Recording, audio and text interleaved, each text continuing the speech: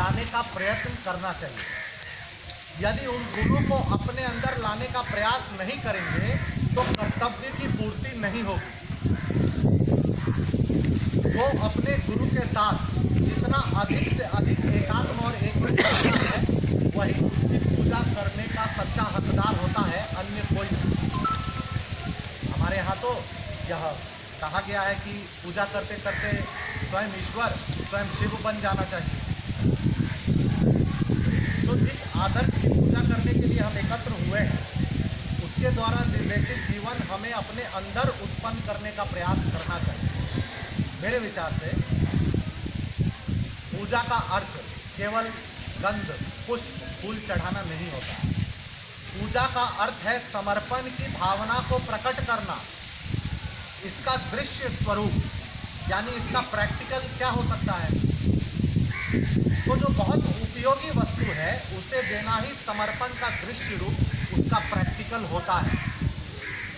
हम सब जानते हैं कि व्यावहारिक जगत में हमारे स्वार्थ और आवश्यकताओं की पूर्ति के लिए धन की आवश्यकता होती है। सुख, साधन, अन्य प्रकार की उपभोग की सामग्री, यह सब धन से ही प्राप्त होता है। तो उस धन को पर्याप्त परिमाण में, प्रोपोर्शन में अपने आराध्य देव अथवा भगवा ध्वज के सामने रखना ही सच्चा समर्पण है। यह द्रव्य समर्पण सारे जीवन के समर्पण का प्रतीक और प्रारंभ मात्र है।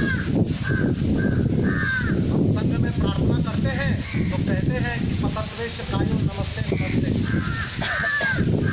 इसका अर्थ है कि मैं बारंबार अपनी इस काया को तेरी सेवा के लिए अर्पित करूंगा, किंतु इसका वास्तविक अर्थ केवल शरीर तक सीमित नहीं। इसका अर्थ है मेरा शरीर, मन, बुद्धि, आत्मा तथा वह सब कुछ जो मेरे पास है या मेरा है, उसका किसी न किसी रूप में समर्पण करना। यह संघ कार्य 1925 में प्रारंभ हुआ। उस समय हम गुलाम थे, परतंत्र। संघ कार्य प्रारंभ में नागपुर में शुरू हुआ और फिर धीरे धीरे करके देश में अनेक भागों में कार्य जब नागपुर के बाहर बढ़ने लगा तो यह लगा कि देश भर में इस कार्य के विस्तार के लिए अर्थ कैसे आएगा। तो स्वयंसेवकों ने निर्णय किया कि हम एक स्वावलंबी संगठन हैं। हम देश को, समाज को स्वावलंबन का संदेश देते हैं। तो जब इस कार्य के लिए तन हम देंगे, मन हम देंगे, जीवन हम देंगे, तो धन भी हमें देंगे।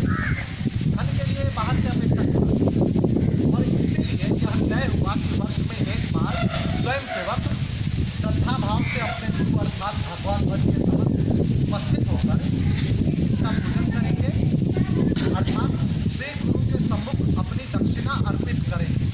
यह दक्षिणा किसी वार्षिक शुल्क, चंदा या संग्रह या सहयोग की तरह नहीं है।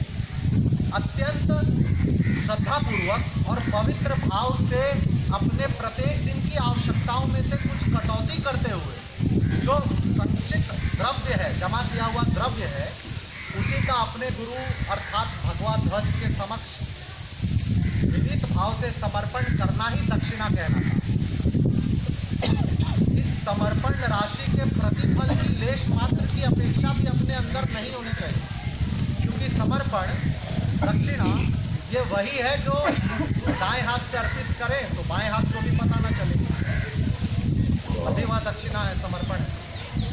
यह समर्पण 365 दिन का संग्रहित समर्पण है। अपने समाज की भी प्राचीन कल्पना रही है कि अपने आय का 10वां भाग समाज के लिए अर्पण करना चाहिए। श्री गुरु दक्षिणा में धन के समर्पण के साथ साथ मैंने दिया है, इस भाव का भी समर्पण होना चाहिए। अर्थात मन में यह भाव भी उत्पन्न नहीं होना चाहिए कि मैंने कुछ दिया भी है, तभी वह समर्पण सच्चा समर्पण। और इस समर्पण पद्धति के कारण स्वयंसेवकों के मन पर कुछ संस्कार भी पड़ते हैं। इसका परिणाम हम देखते हैं कि स्वयंसेवकों में समर्पण भाव की निरंतर वृद्धि होती है। स्वयंसेवकों में हिंसा तथा अहंकार का भाव नहीं आता और दक्षिणा के संस्कारों के कारण धीरे धीरे लाखों स्वयंसेवकों में समाज के प्रति दायित्व बोध समय भी हमने देखा है कि संघ के कार्यकर्ता रिलीफ वर्क में, रिलीफ कैंप्स इस्टेब्लिश करने में, स्थापित करने में, या वैक्सीनेशन सेंटर्स चलाने में तन मन धन के साथ सेवा भाव से लगे हैं। ये हम सबके ध्यान में आया भी होगा, हमने न्यूज़ चैनलों में, सोशल मीडिया पे देखा होगा। और इस समर्पण पद्धति के कारण एक चीज़ और हम सबके ध्यान में आती है कि संघ आत्मनिर्भर है। इस समर्पण पद्धति के कारण संघ पे किसी बाहरी लोगों का वर्चस्व स्थापित नहीं है, यह भी अपने ध्यान में आता है इस दक्षिणा पद्धति के कारण। क्योंकि संघ में ऐसा नहीं है कि कोई बहुत राशि दे देंगे तो उनकी जय जयकार हो जाएगी और कोई कम देंगे तो उनको नहीं पूछा जाएगा, ऐसा संघ में नहीं चलता है। और इसीलिए कोई बाहर का आदमी चाहे कि मैं संघ में बहुत अधिक दक्षिणा कर दूंगा तो मेरी बात संघ के लोग मानेंगे, ये भी संभव नहीं है। इसीलिए ये स्पष्ट होता है कि संघ पे बाहरी लोगों का वर्चस्व स्थापित नहीं किया जा सकता। जब हम गुलाम थे तो अपने देश में अंग्रेज़ों का राज था। लोग सोचते थे कि हम अनुशासनबद्ध संगठन के भरोसे, डिसिप्लिन ऑर्गेनाइजेशन के भरोसे अंग्रेज़ों को बाहर खदेड़ दें, और इसीलिए उस समय संघ का कार्य बहुत तेज़ी से बढ़ा। अब कुछ लोग अक्सर कहते हैं कि अंग्रेज़ तो चले गए और अब हम स्वतंत्र भी हो गए, तो अब हमें बाला शाखा जाने की क्या आवश्यकता है। अब यह शाखा जा करके दक्षा, आर्म, अटेंशन, स्टैंडर्डी, सावधान इस्लाम का जो प्रोसेस है, ये हमारे पीछे क्यों लगा रहना चाहिए, ऐसा अक्सर लोग कहते हैं, सोचते हैं। इस युक्तिवाद को सुनकर मेरे मन में अत्यंत पीड़ा उत्पन्न होती है। क्या इतना सब कुछ भोगने के बाद भी हम वैसे ही अदूरदृष्टि बने रहेंगे? क्या इतिहास से हमें कुछ भी सबक नहीं मिला? क्या आज भी हमें अपने देश की दुर्व्यवस्था नज़र नहीं आती? विदेशियों का राज तो एक एक्सटर्नल फैक्टर था, एक बाहरी लक्षण था, किंतु उसके हट जाने मात्र से क्या हम ये कह सकते हैं कि अपना समाज रोग मुक्त हो गया है? नहीं। ये हमारा दुर्भाग्य है कि आज कुछ लोग ऐसा सोचते हैं। क्या हमारे मन में मातृभूमि के प्रति प्रेम उदित हुआ है? क्या संपूर्ण समाज में बंधुता का भाव जागृत हुआ है? क्या हमारे अंदर श्रद्धा और त्याग की भावना उत्पन्न हुई है? यह प्रश्न हमें खुद से पूछना चाहिए, क्योंकि जब तक यह सब नहीं होगा हम ये नहीं कह सकते कि हमारा समाज रोग मुक्त हो गया है। और जब तक अपना समाज रोग मुक्त नहीं हो जाता तब तक हमें दृढ़ निश्चय के साथ समर्पण वृत्ति से काम करते रहना है और उसी वृत्ति से देश भर को जगाना है, जागृत करना है। और ये सब हमें अत्यंत अल्प समय में करना है, क्योंकि हमारा काम जिस गति से बढ़ रहा है उससे भी कई अधिक गति से राष्ट्र विरोधी गतिविधियाँ सर उठा रही हैं। ये हम सभी जानते होंगे, आप सब समझदार लोग हैं, आपको और बताने की आवश्यकता है। कभी कभी हम ये भी देखते हैं कि बहुत बड़े बड़े तिलकधारी और भजन कीर्तन करने वाले लोग भी भिखारी को देख करके कहते हैं, हम सब ने ऐसा कभी न कभी अनुभव किया होगा, कि वे लोग कहते हैं कि ये तो पूर्व जन्म का फल है, पूर्व जन्म में ऐसे कर्म किए होंगे कि इस जन्म में भीख मांग रहा है।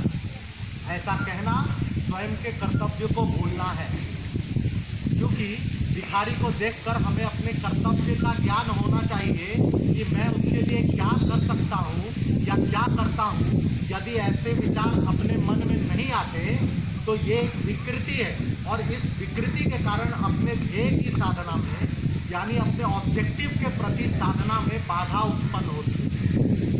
तो आज इस गुरु पूर्व दक्षिणा के पवित्र अवसर पर हम अपने आदर्श के समक्ष अपने जीवन का एक एक पर्दा खोलकर अपनी सब विकृतियों को उसके सामने रखते हुए उन्हें फिर ना दोहराने का निश्चय करने के लिए ही एकत्रित हुए। हम आज गुरु दक्षिणा के अवसर पर यह प्रण करें कि यह परम पवित्र भगवा ध्वज ही हमारा आदर्श, हमारा गुरु और हमारा ध्येय बना रहेगा।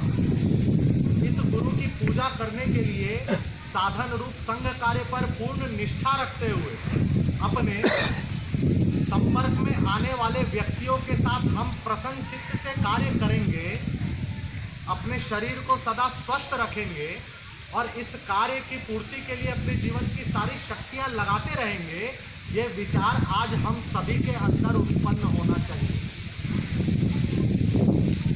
अपने इस कार्य की इतनी प्रगति होनी चाहिए कि कभी जगत गुरु कहलाने वाले इस पवित्र ध्वज के सामने एक बार पुनः सारा संसार नतमस्तक हो जाए और इसके चरणों में जीवन की भेंट चढ़ाकर इसकी पूजा करने के लिए बाध्य हो जाए।